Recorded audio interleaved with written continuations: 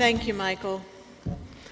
I'd also like to thank the JCRC of Greater Washington and their Executive Director, Ron Halber, for their tremendous support on efforts of my family's behalf.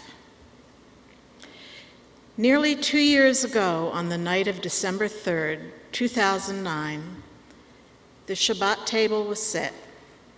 In a half an hour, Alan would be walking through the door, putting on his kippah and saying the motzi. When a half hour passed, I thought his flight must be delayed. I checked, and I was a bit startled to find out that his flight had landed. I began to have a sinking feeling. After a few phone calls, I learned that Alan had not made it onto the flight. I then knew that something was terribly wrong. I later learned that night that Alan was arrested, charges unknown, and that he was in a maximum security prison in Havana, Cuba. This was the beginning of almost 2 years of incredible suffering for Alan, our family, and our friends. Most of you don't know Alan, so I'd like to say a few words about him. Above all, he is a humanitarian. He has devoted his life to helping others. He's worked in over 50 countries, primarily emerging markets, with one goal: to improve the quality of life for the disadvantaged. Alan is also passionate about the Jewish community, both here and abroad. He worked for B'nai B'rith Youth Organization in DC, and he worked for the Washington Federation for many years also. He's very active in our congregation and other communities. It's the combination of these qualities that brought Alan to the Jewish community in Cuba. He wanted to do what he always does: help his fellow Jews. The Jewish community in Cuba is small but very spread out, and it's difficult for them to communicate with one another and with the rest of the world. Alan jumped at the chance to be able to help them improve their ability to communicate with one another and to share. He was helping them to have better access with the internet so they could download prayer books and see pictures of the outside world.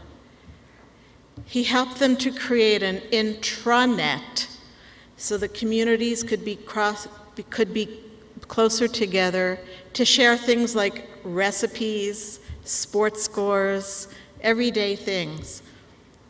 This is what he was doing in Cuba, nothing more. Believe it or not, one of the most touching aspects of his work in Cuba came through during Alan's trial in Havana. The government called several witnesses from the Jewish community to testify about Alan. I'll never forget one man's testimony. He was an older gentleman and very frail. He had trouble getting up to the witness stand. When the prosecutor asked him what Alan had shown him on the intranet, he became very emotional and exclaimed, "I saw the world. I saw the Western Wall." This was the first time that this man had ever been introduced to anything like that. Because of this humanitarian work, Alan is sitting in a jail cell today. That Alan has been convicted of crimes against the state of Cuba, and that he has been sentenced to 15 years in prison for helping the Jewish community to share prayers and to look at pictures of Jerusalem, is beyond any sense of reason. It's inhumane and it's unjust. Alan's only intention was to help the small communities in Cuba, nothing more. I know that Cuban authorities know this. They were at the same trial that I was. They heard the same testimony that I heard.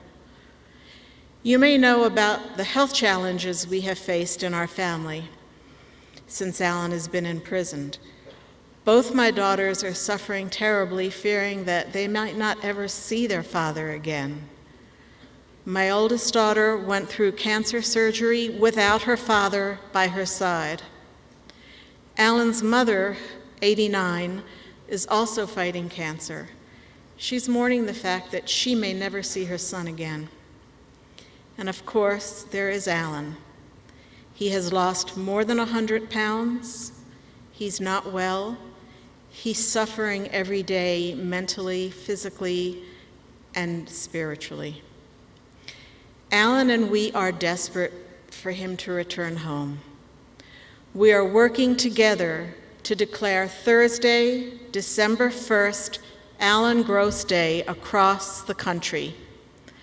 On the eve of his 2-year anniversary of arrest of incarceration, we want our community, our country, and the world to know that Alan Gross needs to be released from Cuba. We ask you to please join us in this effort. Contact your members of Congress. Tell them to take action on behalf of Alan. Tell everyone you know about Alan. Write letters to your newspaper. Let the Cuban government know that Alan needs to come home. On behalf of Alan and our family, thank you for your concern and your anticipated help. Thank you.